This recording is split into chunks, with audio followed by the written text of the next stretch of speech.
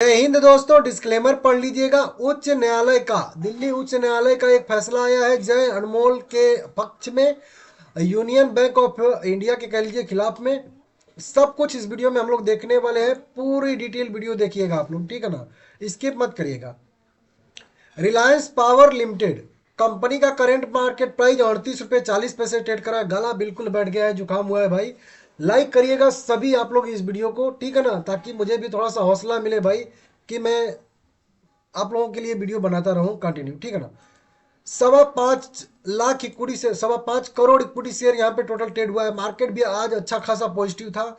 200 करोड़ रुपए के share total Reliance power में बाय सेल हुए हैं। 22% का यहाँ पे डिलीवरी परसेंटेज निकल के सामने आया है। कम ही डिलीवरी परसेंटेज है लेकिन फिर भी ठीक है, ठीक है ना।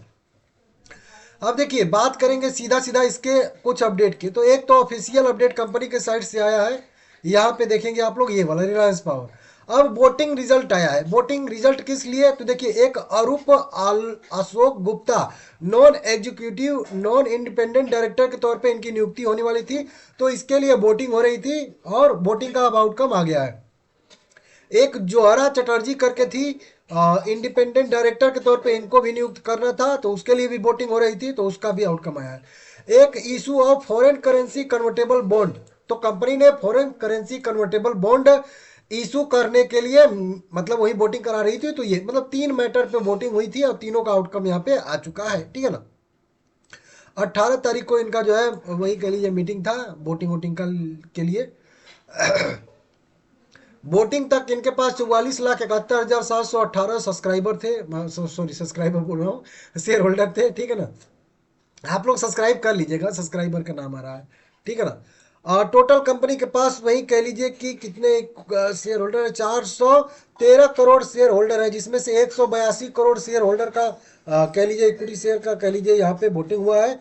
44% का वोटिंग परसेंटेज आया है। 178 करोड़ इक्विटी शेयर पक्ष में पड़ा है और वहीं पे कह लीजिए कि लगभग 3-4 करोड़ वोटिंग जो है इनके अगेंस्ट में पड़ा हुआ है।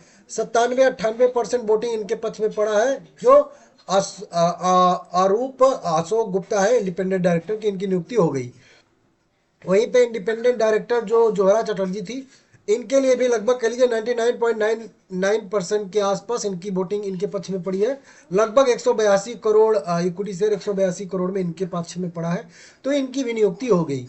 वहीं पे बात करेंगे तो यहाँ पे issue of foreign currency convertible bond issue करने के लिए भी वोटिंग हो रही थी। और इसमें भी देखेंगे तो 182 करोड़ इक्विटी शेयर में से 180 करोड़ इक्विटी शेयर इनके पक्ष में पड़ा है और 2 करोड़ इक्विटी शेयर इनके अगेंस्ट में पड़ा है। मतलब ये फॉरेन करेंसी कन्वर्टेबल बॉन्ड के कि जुटाना चाहिए कि नहीं। तो 99% वोटिंग इनके पक्ष में पड़ा है, तो इसको भी मतलब पास कर दिया गया। मतलब अब company foreign currency convertible bond के जरिए जो भी पैसा रेस करने वाली थी, अब वो रेस करने के लिए शेयर होल्डर से भी मंजूरी मिल चुकी है, ठीक है ना। अमाउंट कितना था कैसा था वो आगे आप लोगों को मैं बताऊंगा। अभी रात हो रहा है तो मुझे भी उतना टाइम नहीं है, ठीक है ना। आप कमेंट करके बताइए कितना कंपनी जुटा रही थी। कई बार बताया हूँ, एक दो नहीं कई बार बताया हूँ, ठीक है ना। चलिए छोड़ दीजिए उसको। अब उसके बाद आती है ये वाली खबर। अब ये वाली खबर क्या है भाई, कि ये दिल्ली उच्च न्यायालय ने जय अनमोल से जुड़े खाते पर यूनियन बैंक द्वारा लगाए गए धोखाधड़ी के आरोप को खारिज कर दिया है सीधे तौर पे। अब ये क्या खारिज किया है, कैसे खारिज किया है, इसको आप लोग थोड़ा सा समझिएगा तब समझ में आएगा। अदालत ने माना कि उचित तामील नहीं हो सकती और निष्कर्ष निकाल के कि प्रतिकूल निर्णय लिए जाने से पहले प्रस्ताव में नोटिस तालीम नहीं किया गया। तो इस तरीके से यहाँ पे समझाऊंगा अभी, ठीक है ना। एक फोरेंसिक ऑडिट में ऋण राशि के दुरुपयोग और हेरा फेरी का पता चला, जिसके चलते खाते को गैर निष्पादित संपत्ति वही एनपीए के तौर पे वर्गीकृत किया गया था। किसके तौर मतलब यूनियन बैंक ऑफ इंडिया की तरफ से। दिल्ली उच्च न्यायालय ने शुक्रवार को यूनियन बैंक ऑफ इंडिया के उस फैसले को पलट दिया जिसमें उद्योगपति अनिल अंबानी के बेटे, अभी 2-3 दिन पहले भी वीडियो बना के बताया था आप लोग, अनिल अंबानी के बेटे की तरफ के खिलाफ जो है याचिका दायर की गई है इस तरीके से धोखाधड़ी का।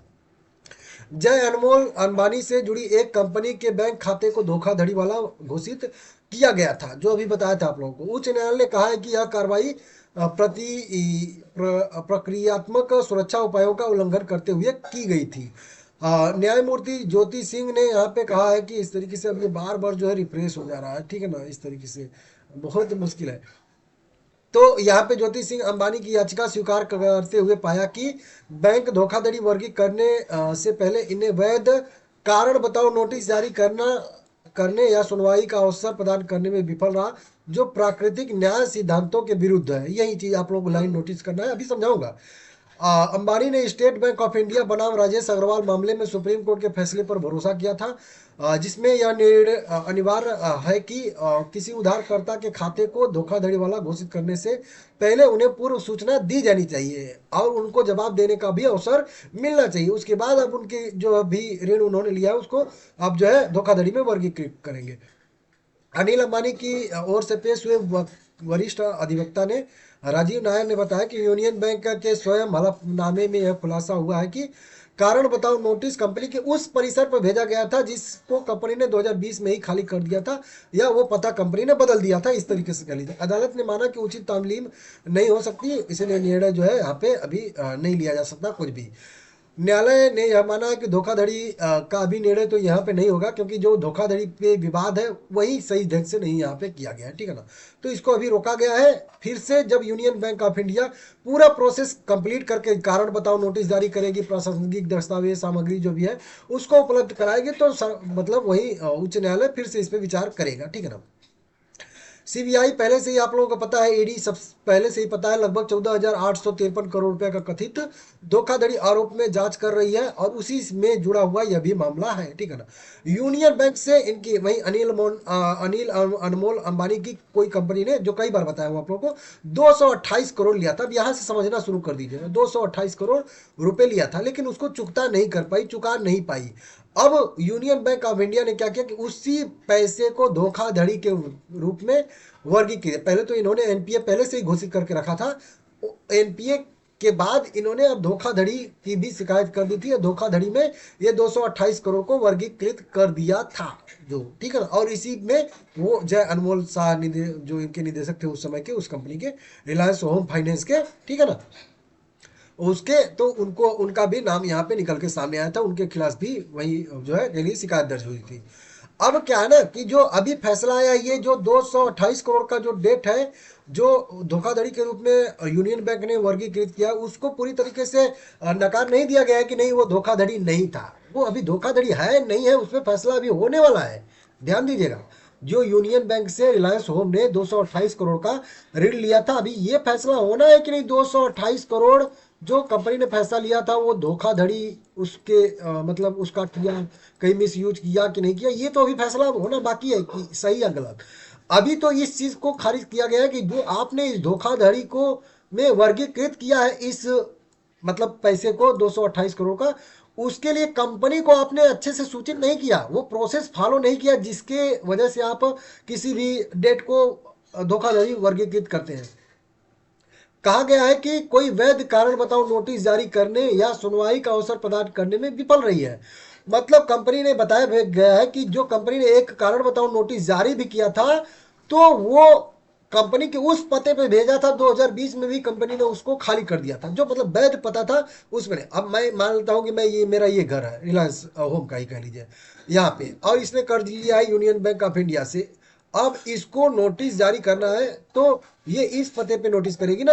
अब इसने पता बदल के यहाँ पे कर दिया, तो अब आप इस पता पे नोटिस जारी करोगे। रिलायंस होम ने अपना पता अब ये वाला कर लिया, तो इसको तो पता नहीं चला ना कि आपने नोटिस जारी किया, क्योंकि पता पे तो दूसरे गया, पता आप इसका ये, तो आपको इस पते पे नोटिस भेजना चाहिए ना, तब उसका कंपनी जवाब देगी। ये प्रोसेस कुल मिला के मतलब ये नोटिस जहाँ पे दिए थे वहां पे ये लोग थे ही नहीं, तो ये लोग सीधा पल्ला झाड़ लिए, भले ही पता इनको था, लेकिन अब तो कारण तो वही तो पॉइंट अपना है ना कि मुझे तो पता ही नहीं था।